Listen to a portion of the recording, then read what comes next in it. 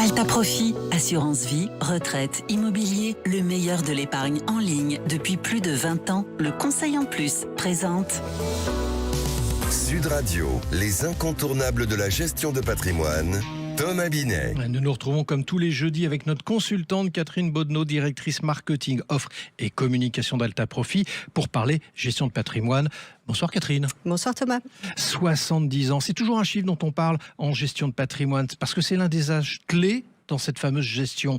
Et ça concerne l'assurance vie du coup. Alors, première question Catherine, pourquoi ces 70 ans représentent-ils une étape importante ? En matière d'assurance vie, l'âge de 70 ans marque un tournant. Parce qu'en fait, il va impacter la fiscalité qui sera appliquée au moment de la transmission. Sur les primes qui sont versées avant 70 ans, bénéficient d'une fiscalité très avantageuse, avec un abattement de 152 500 € par bénéficiaire. Ah oui. Après 70 ans, pour les primes qui seront versées après cet âge-là, l'abattement est réduit à 30 500 € et surtout, il est à partager entre tous les bénéficiaires. Donc vous voyez que c'est vraiment un âge charnière. Alors du coup, que ces sommes aient été versées avant ou après 70 ans, c'est bien sûr le capital tel qu'il est valorisé au moment du décès, précisons-le, qu'on applique l'abattement qu'on vient d'évoquer pour calculer le droit de transmission. J'ai bien compris ? Non. Ah j'ai pas bien compris, alors allez-y. Non.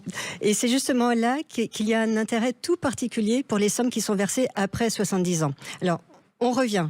Allez-y. D'abord, les primes versées avant 70 ans. Là, effectivement, vous avez raison, c'est le capital tel qu'il est valorisé au moment du décès qui va être pris en compte. Maintenant, si on prend les primes qui sont versées après 70 ans, en fait, on va prendre en compte uniquement les primes versées et on exclut les intérêts ou les plus-values réalisées jusqu'au moment du décès. Et donc, imaginez que vous ayez versé une certaine somme à 70 ou 71 ans.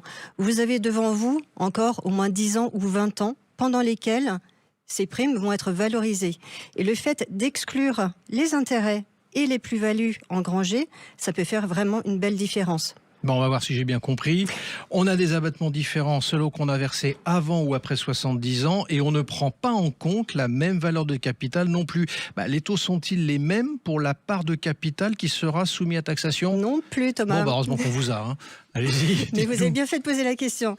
Donc, pour les sommes versées avant 70 ans, tout ce qui va dépasser l'abattement sera taxé à un taux de 20%, jusqu'à 700 000 € et au-delà à 31,25%.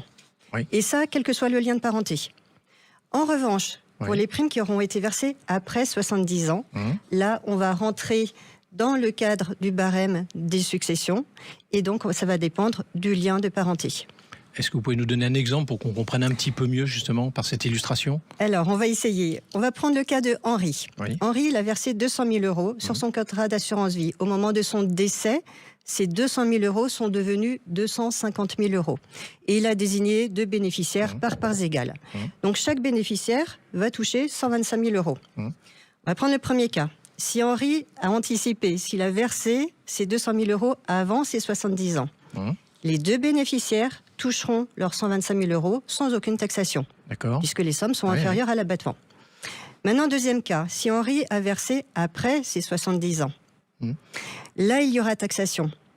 Mais grâce au cadre de l'assurance vie, il y aura une taxation réduite, puisqu'on ne prendra pas les 250 000 € en compte, mais on prendra simplement les sommes versées, donc les 200 000 €. Et là-dessus, on va appliquer l'abattement. Et donc finalement, je vous donne le résultat final, chaque bénéficiaire va toucher 125 000 €, mais ne sera taxé que sur environ 85 000 €. Et c'est là l'avantage en fait de l'assurance vie après 70 ans. Rapidement, un ultime conseil pour nos auditeurs ? Alors, si vous approchez les 70 ans, faites un bilan patrimonial pour éventuellement réajuster vos stratégies d'investissement. Et surtout, faites le plein de l'assurance vie. Merci Catherine. On vous retrouve jeudi prochain pour un autre numéro d'Osez Investir, les incontournables de la gestion de patrimoine. Et je vous retrouve pour ce qui me concerne dimanche à 9h30 dans la matinale week-end. Sud Radio, les incontournables de la gestion de patrimoine. Thomas Binet. avec Alta Profit, assurance vie, retraite, immobilier, le meilleur de l'épargne en ligne depuis plus de 20 ans. Le Conseil en Plus.